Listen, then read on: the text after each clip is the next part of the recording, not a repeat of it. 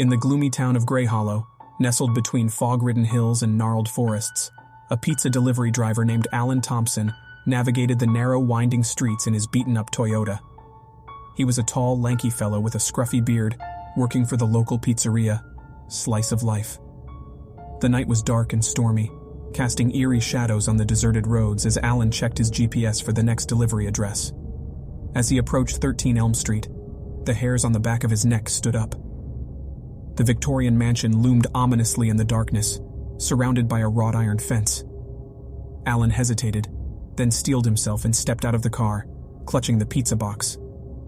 He approached the creaking front gate, feeling as though he was being watched. He pushed it open, and it squealed in protest. Swallowing his fear, Alan walked up the cracked path, past the overgrown bushes that seemed to reach out for him. He climbed the rickety porch steps and knocked on the weathered wooden door. "Who is it?" a raspy voice demanded from within. It's Alan from Slice of Life.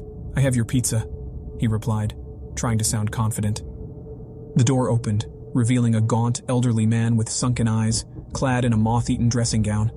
He squinted at Alan and smiled, revealing a few crooked teeth. "Ah, my dinner. Come in, young man. I'll fetch my wallet." Alan hesitated, then stepped into the dimly lit foyer, the smell of must and decay filling his nostrils.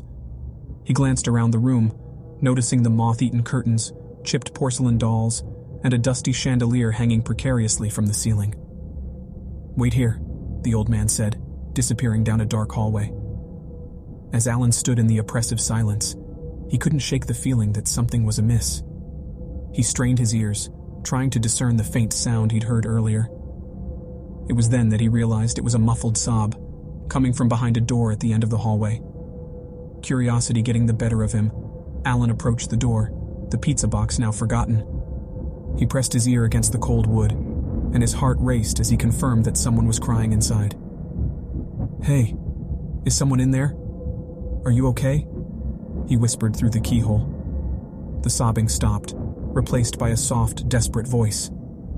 "Please, help me. He's going to kill me." Alan's adrenaline surged. He fumbled with the doorknob, but it was locked. "Hold on, I'll get you out of here," he promised. Just as he stepped back to assess the door, the old man reappeared, a malevolent grin on his face. "Trying to steal my secrets, are you?" "No, I was just..." Alan stammered, backing away. The old man lunged at him, his frail form belying his surprising strength. He grabbed Alan's wrist, digging his jagged nails into his flesh. "You're not going anywhere." With a surge of adrenaline, Alan wrenched his arm free and shoved the old man, sending him tumbling to the floor. He sprinted to the front door, only to find it locked. Panicking, he scanned the room for an exit, his eyes settling on a window beside the staircase. He hurled a porcelain doll through the glass, shattering it, and scrambled through the jagged opening. As he landed on the damp grass outside, he heard the old man's enraged screams from within the house. Ignoring the pain from the cuts on his arms, Alan sprinted to his car, the rain soaking him to the bone. He fumbled for his keys and jammed them into the ignition, his hands shaking uncontrollably. As the engine roared to life, he slammed on the gas, peeling away from the cursed house. But the cries for help still echoed in his ears, haunting him. Unable to abandon the person trapped inside, Alan reached for his phone and dialed 911, his voice quivering as he reported the situation. The operator promised that help was on the way and urged him to stay put. But he couldn't bear the thought of leaving someone to suffer at the hands of that monstrous man. Determined to help, Alan parked his car a safe distance away and crept back to the house, the storm raging around him. He crouched beneath a window, straining to hear any sounds from inside. The old man's ranting echoed through the walls, punctuated by sinister laughter.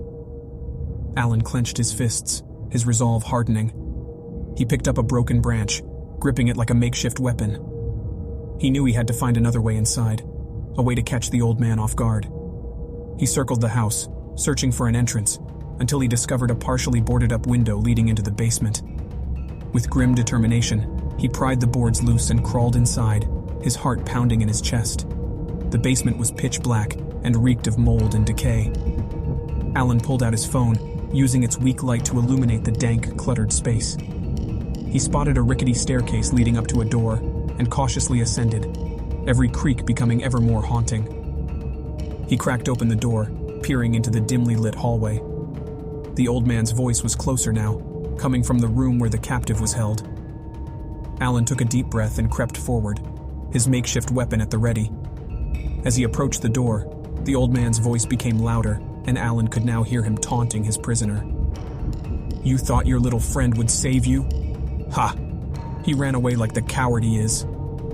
Mustering every ounce of courage, Alan kicked open the door, surprising the old man, who stumbled back in shock. Alan's eyes flicked to the captive, a young woman, bound and gagged in a corner. The old man snarled, lunging at Alan with a rusty knife. Alan swung the branch, connecting with the man's skull, and watched as he crumpled to the ground, unconscious.